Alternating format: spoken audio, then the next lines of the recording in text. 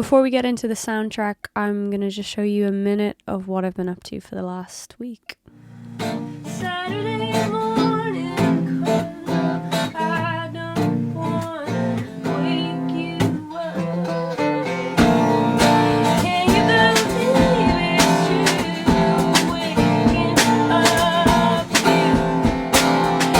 So I'm looking out the window at the clouds up in the sky, and I'm picturing you look like you and I. We were still there from the get-go, but I finally learned to let go.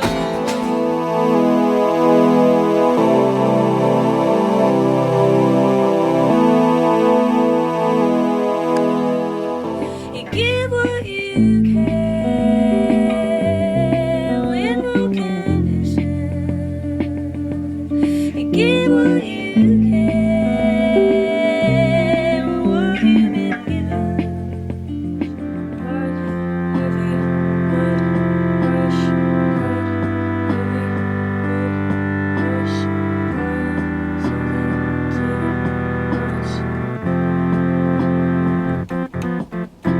I was in Middle Farm.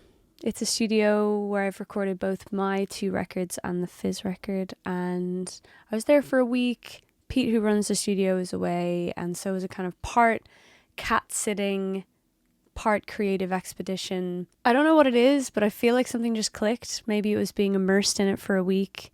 Maybe it's just having more songs. I don't know where I want to record the next thing or who with, but I do feel like the picture of it is becoming clearer to me, which is very, very exciting. And I haven't had that for so long. Before I jump into this track, I was thinking there will be, after this, just 2 more of these I made a soundtrack videos before it's all wrapped. And so if anyone has a question about anything to do with the soundtrack, a specific song, anything about the process, leave it as a comment and I will wrap things up with a little Q&A in one of the coming 2 videos.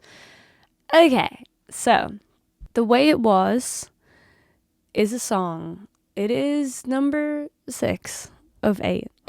It features Martin Luke Brown, also in Fizz, also one of my best friends, also just like how I would dress if I was a boy. I always feel that when I see Martin. Whimsical little fucker. The windy path with this one was that it was actually one of the very first songs I submitted to the Trying team, I think for like episode 2 or something. And they did say, we like this, it just doesn't feel right for this episode. So at that point, because I was working chronologically, they were like, leave it with us, but write something new for now. Let's quickly jump to a Zoom call that I had with the team behind the show. This was what they were after for episode 6. The mood here should be reflective and consolatory. Everyone has been given a lot to think about in this episode. They're now looking to the future with a mixture of hope and uncertainty. We need a break in the vocals just before the credits to give space for a couple of lines of dialogue from Nikki and Jason.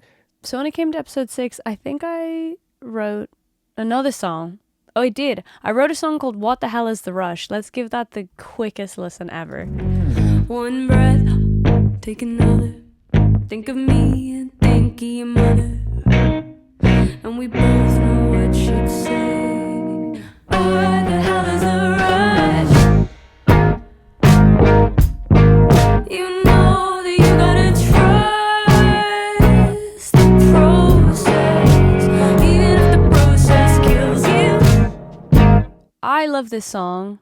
I still really love this song, but it is pretty specific in its pace, and it's very plotty, and it's very like, we are walking to work. So I kind of was unsurprised when the team tried this demo with episode 6 and said, we're trying to edit to it, it's not working. I think when we're making great TV, you don't want anything to, just feel too contrived or take over or feel too big. And it's like, if you've got anything that's too much of a distraction, it can be with anything. It can, and it's the way you construct the show as well. It can be if the lighting's, if it's, for certain scenes, if the light is too, if anything that distracts from what is unfolding, that jumps you out of it. And that's often where that jar kind of happens. But whenever everything fits, when everything flows, when everything comes together, it's such a brilliant Feeling. And so they then dug out the original demo of The Way It Was way before Martin was on it. I'm on the outside looking in, telling everyone this looks like trouble. Indulge me in my goddamn suffering, honey. Nothing's gonna burst this bubble. Oh. The song never really changed from this first demo, apart from the drums. We had this like skippy kind of drum loop that tripped up on itself that I played in when Tom and I first demoed it, and that was still on the track when the team pulled this song back up out of the vault to be considered for episode 6. The main task, I think, for Tom and I was to record new drums. So we got the wonderful Matt Swales, who I've gone on about many, many times, who's giving me drum lessons at the moment. King. We brought him into a day we did at Baltic Studios in East London, and I think over a few tries of just letting him have a go, nailed a drum pattern that I just found anchored the song a lot more. So let's listen to what Matt did on the drums instead of what was there.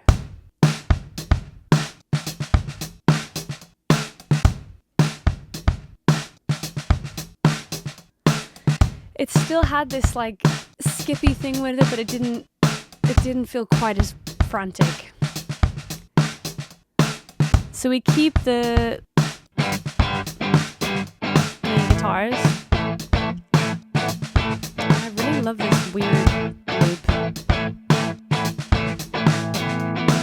Listen to me when I tell you that everything was fine the way it was.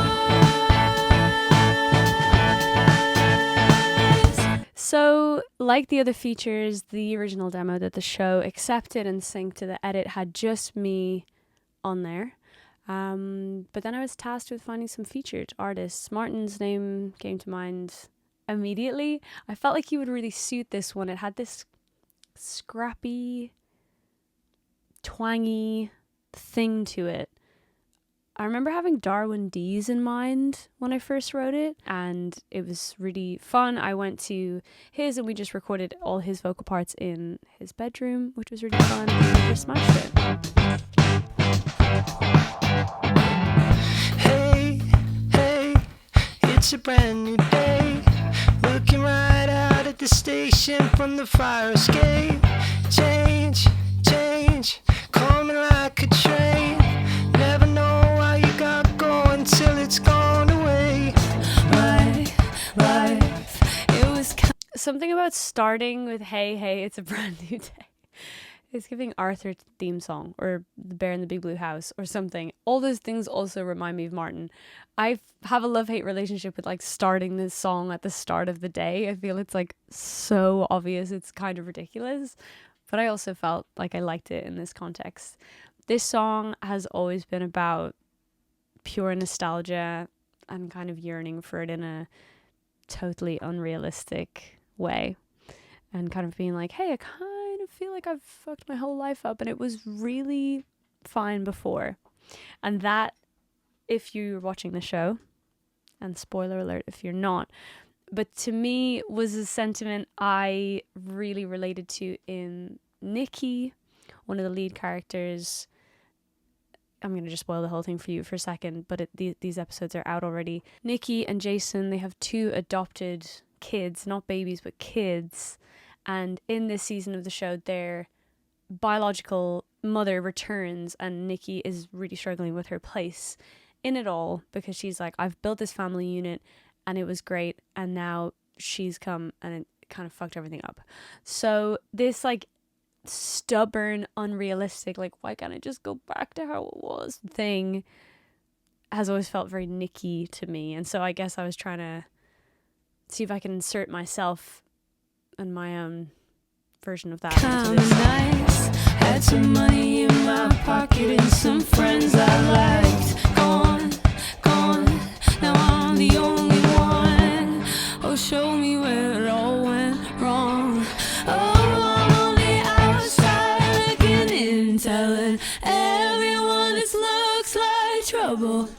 Oh, I'm on the outside looking in, telling everyone just looks like trouble. Indulge me in my goddamn suffering, honey. Nothing's gonna burst this bubble. I feel like I have really enjoyed playing with the idea of an unreliable narrator as the person writing the lyrics of a song. I feel like I'm really aware of that context for books, but I guess most songs are sung by the artist, written by the artist from their perspective often, and I feel like this is an example of like, I'm rolling my eyes at myself here, and yet I still feel it. Listen to me when I tell you that everything was fine the way it was. One of my favorite moments of this song, it's just harsh tremolo on the what? It was. Very goofy guitar solo moment here. It was.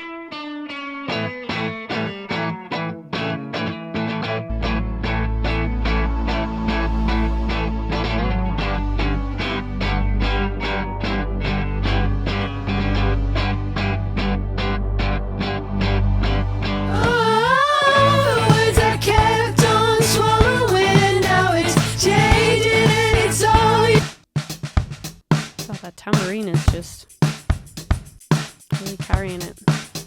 Everything was fine the way it was.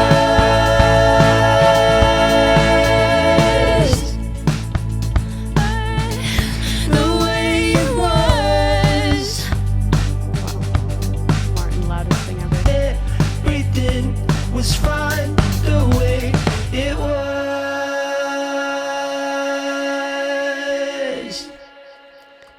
I love singing with Martin. There are a few people in this world, mainly the Fizz gang, honestly, who, when I sing with them, my like whole nervous system relaxes. It's the closest thing I have to like singing with siblings, I think. It's just something good just clicks, something good just happens. I find it really easy. And I think with Fizz, it was so often Martin and I singing not necessarily similar parts, sometimes in octaves, but I feel like Dodes and Gret were like particularly good with the more clever harmonies. So Martin and I were like often close together in those arrangements. And so, yeah, I feel like we knocked like all these vocals out in maybe an hour, and there's just an ease and a flow and a synergy I feel with Martin when I sing with him, which is so nice. If you want more bits around this song, I shot a lyric video with Martin, karaoke style. You can go and watch that. Oh, show me where it all went wrong. Oh, I'm on the outside looking in, telling. And we also did an acoustic version of this in the park. Oh, I'm on the outside looking in, telling everyone this looks like trouble. Eat your heart out. I'm so active on YouTube. What is this? 2011? Okay, see you next week for another one of these. Penultimate one of these. Oh,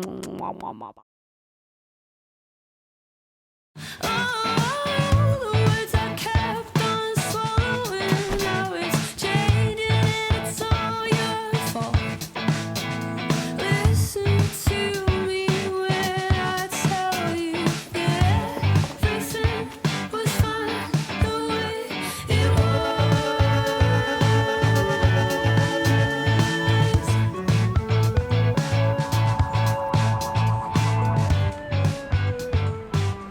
I was 100% looking at her.